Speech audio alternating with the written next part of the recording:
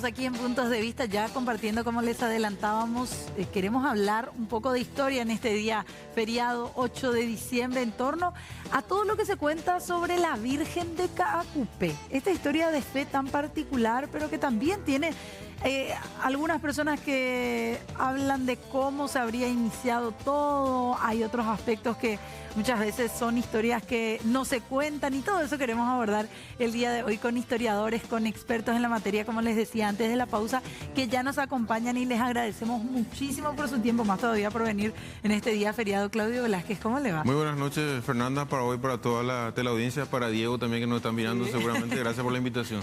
Gracias, Claudio, y también al señor Eduardo Mereles, también historiador. ¿Cómo te va? Buenas tardes, Fernanda, y bueno, muchísimas gracias, un placer aquí. Gracias por la invitación y un saludo también a Diego. Ahí está, Diego, que no se le olvida. Sí. Bueno, ¿cómo empezamos a contar la historia de la Virgen de Caacupé? ¿La contamos por lo que conocemos de la leyenda del indio José? Ok. Déjame, yo ahí voy a levantar la mano porque lastimosamente voy a tener que contar justo de esto que vos estás mencionando, que si bien es cierto es muy aceptado y da gusto escuchar esa historia, Claro. esa no tiene nada que ver con la realidad, lastimosamente, porque es una leyenda. Sí. Ahora bien, tenemos que tener en cuenta que tanto las leyendas como los mitos ayudan a construir la identidad propia de una nación, de un país, ¿verdad? El proceso para que la iglesia de Caacupé se constituya como tal en ese lugar donde está hoy, tuvo varios años que incluso empezaron en el siglo XVIII, ¿verdad, Claudio? Claro. Aquí hay que entender que desde la fundación de Asunción se fue expandiendo, se fue dando la conquista en diferentes puntos. Allí, por ejemplo, Piribebuy viene a ser un epicentro fundamental para la expansión de la religión católica, y es a partir de Piribebuy donde en el año 1769 sale un petitorio de un sacerdote de apellido Salinas para fundar lo que es la viceparroquia de Caacupé. Esto es aceptado por el Cabildo Eclesiástico de Asunción, y es en octubre de 1769 que se da la palabra inicial de lo que es la viceparroquia de Caacupé. Y acá hay un dato importantísimo. Un sacerdote de Tomatí, de nombre Roque Melgarejo, es el que entrega como donativo la emblemática imagen de la hoy Virgen de Caacupé, entonces considerada como la Inmaculada Concepción de María. Y es desde ese momento que va consolidándose gradualmente, como explicó Eduardo, lo que es hoy Caacupé. En 1770, en abril, se inicia la construcción de la antigua iglesia, que fue pasando por 3 o 4 reconstrucciones hasta consolidarse plenamente. Es Roque Melgarejo el que dona a la nueva viceparroquia entonces esta imagen de lo que es la Virgen de Caacupé hoy. ¿Y de dónde se obtiene esa imagen? ¿Se tiene registro de cómo que nace? Es un tío de Roque Melgarejo, de nombre José Melgarejo, que lo había traído de Europa. Es él el que lo dona a su sobrino, y su sobrino Roque Melgarejo, como para colaborar con esa incipiente viceparroquia, le otorga un donativo. Y un dato muy importante que también hay que traerlo a colación: inicialmente los colores de la Virgen de Caacupé eran de tonalidades rojas. No era azul. No era azul. Incluso al término de la Guerra de la Triple Alianza, hasta 1875 y demás, se da todavía esa coloración roja de sus mantos. ¿Qué pasa con posterioridad? No es que los liberales dijeron vamos a volver al azul, no. Es la iconografía católica, ya por disposiciones del Vaticano, o sea, de Roma misma, que empieza a tomar las tonalidades azul, y a partir de allí tenemos lo que es la imagen de la Virgen de Caacupé, que la tenemos actualmente, ¿verdad? Eduardo.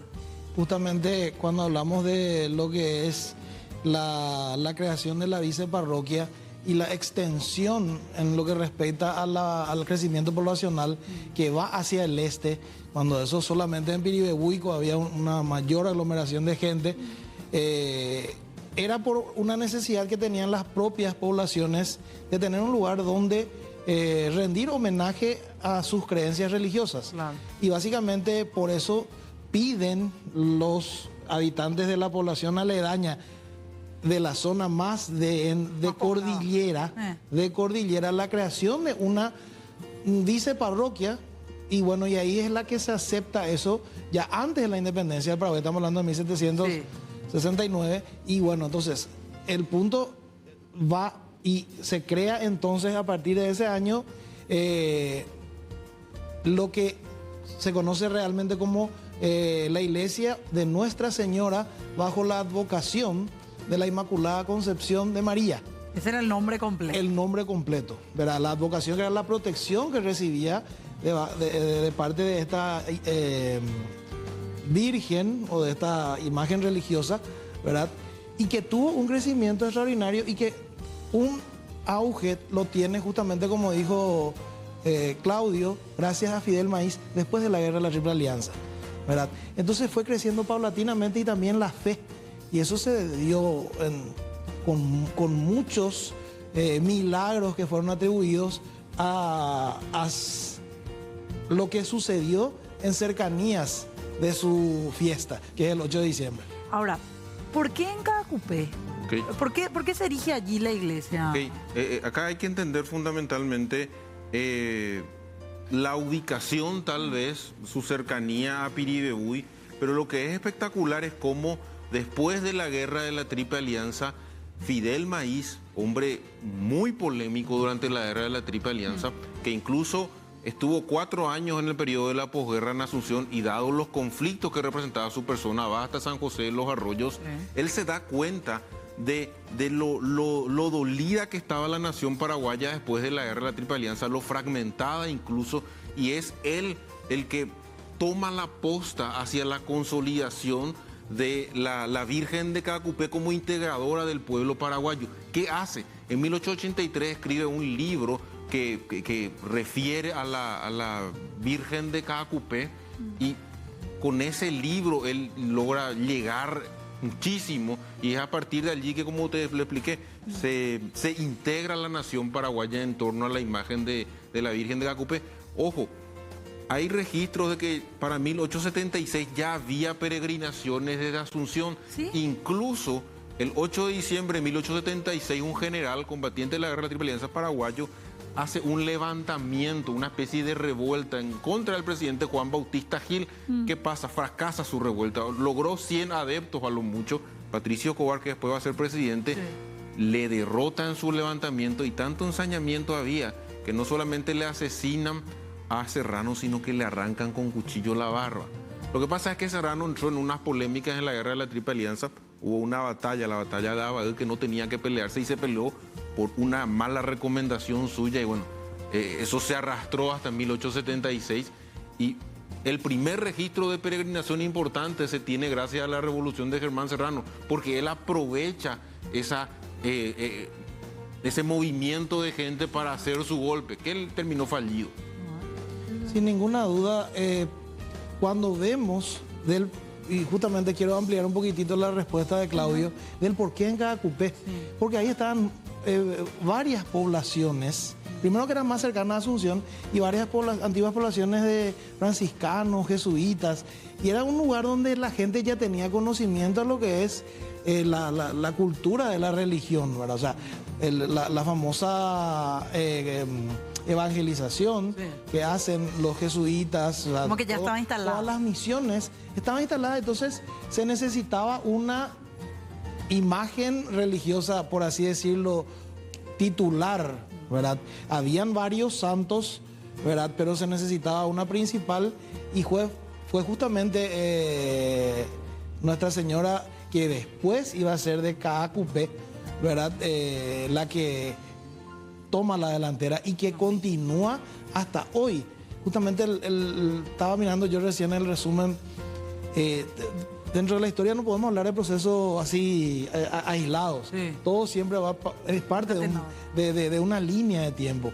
Y todo lo que se dijo hoy empezó ya, como vimos, lastimosamente no con la historia del indio José Queda Augusto, Y la famosa leyenda donde él se pone detrás de la hierba, y de ahí viene el nombre del Kaabu, cupé detrás de la hierba, pero esto va mucho más atrás.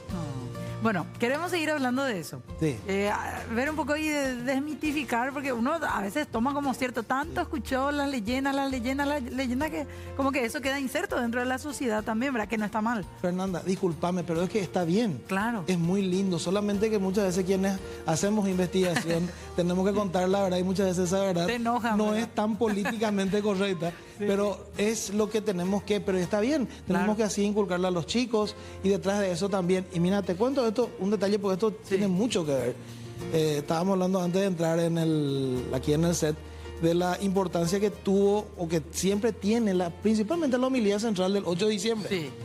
Que fue muy criticado en su momento el expresidente Nicanor Duarte Frutos. ¿Qué tiene que ver esto con lo que estamos hablando? Te cuento así rápidamente, tiene mucho que ver, porque el punto central es que la Constitución del 92 declara como al Estado paraguayo en un Estado laico, pero reconoce la importancia de la Iglesia Católica en la formación de la identidad y nacionalidad paraguaya. Entonces, por eso yo te decía, el tema de la leyenda y qué tiene que ver con Nicanor, tiene mucho que ver, porque independientemente de que no vaya un presidente, pero él no profesaba la religión católica. Entonces la gente se enojaba porque no se iba a cada cupé, ¿verdad? Y tenía metida eso, ¿por qué no se va a cada cupé? ¿Por qué no se va? Pero la gente tiene que entender que la Constitución declara Estado laico el Paraguay. Totalmente. Bueno, vamos a seguir hablando de esto. Les pedimos 5 minutitos, hacemos una breve pausa, ya venimos. Puntos de vista, y qué interesante que es cuando uno habla de historia, que hasta nos quedamos hablando durante la pausa de todo eso. A ver, ¿qué pasó durante la dictadura? Bueno, durante la dictadura en 1960 se forma lo que hoy es la diócesis de Caacupé. Ya deja de depender directamente de Piribebuy y pasa a tener cierta independencia. Allí asume el Monseñor Ismael Rolón. Y en 1969 la iglesia entra en un fuerte conflicto con el gobierno, que prácticamente colapsa con la extradición, o sea, con la salida de Paiolía, cuando sale del país. ¿Qué hace Ismael Rolón? Cuando es exiliado. ¿Qué hace Ismael Rolón? Suspende los festejos del 8 de diciembre de 1969. Lo único que hizo fue una misa y listo. Pero no hubo novenario, no hubo nada. Y eso fue en repudio a la actitud demostrada por el gobierno. Cosa más interesante, después Ismael Rolón en el 70 va a ser arzobispo de Asunción y va a ser uno de los más férreos opositores al régimen de Alfredo Stroessner, al punto que le excomulga a Sabino Augusto Montanaro. Pero ¿qué hace la dictadura? Mete sus tentáculos para que en el 70 se le nombre a Demetrio Aquino como monseñor. Y si hubo un monseñor al que se lo criticó fuertemente por sus vínculos con el estronismo, fue Demetrio Aquino, que estuvo hasta más o menos 1992, año en que entra Claudio Jiménez, ¿verdad? Pero incluso Demetrio Aquino es el que protagoniza, el que lleva adelante el derribo de la antigua iglesia y la construcción de la que hoy es Basílica Menor. Algo totalmente condenado por la gente que cuidamos del patrimonio cultural, el derribo de esa iglesia. Mucho. No, la iglesia original se derribó completamente en 1980. Hoy en redes sociales veíamos la imagen de esa jornada, el 4 de noviembre de 1980, ya se derriba. Incluso es la propia gente que, engatusada por la nueva construcción, lo derriba. Hay una réplica en el licuán de Caacupé de lo que era la iglesia anteriormente, pero ya la original, donde se funda la devoción a la Virgen, no existe. Eduardo. Justamente dentro de lo que hablamos del proceso histórico, y voy a seguir con Alfredo Stroessner cuando le nombre finalmente para 2 visitas muy relevantes, pero no quiero dejar de mencionar lo que también significó la fe para o hacia la Virgen de Caacupé durante la Guerra del Chaco. Hubo milagros atribuidos a la Virgen, ¿verdad? El comandante José Félix Estigarribia, el general José Félix Estigarribia, el coronel José Félix Estigarribia, él era muy devoto a la Virgen, o sea, muy devoto a la religión.